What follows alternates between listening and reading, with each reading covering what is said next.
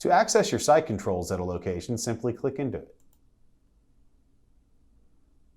The default view for your equipment will be grouping by devices.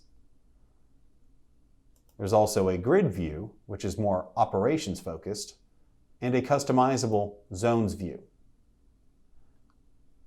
The zones view allows you to configure your equipment groupings any way you see fit. In this example, we have grouped by locations inside of an office.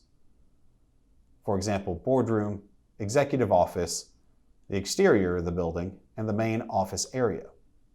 For more context, let's take a look at the floor plan for this location. According to this floor plan, we have a boardroom and executive office with independent controls for both lighting and HVAC. We also have the lighting groups for the main office and these cubicle office areas grouped together as 5 lighting zones. We are going to separate these 3 offices out into their own zone.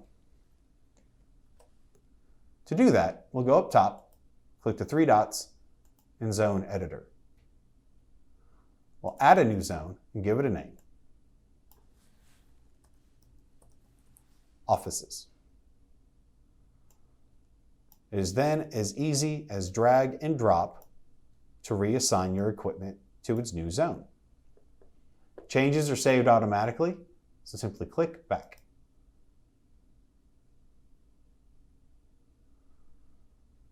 We now have our main office area with 2 lighting controls and then the 3 lighting controls for our offices situated over here. To access deep controls for each of your zones, click into the 3 dots, and to return, click the back arrow.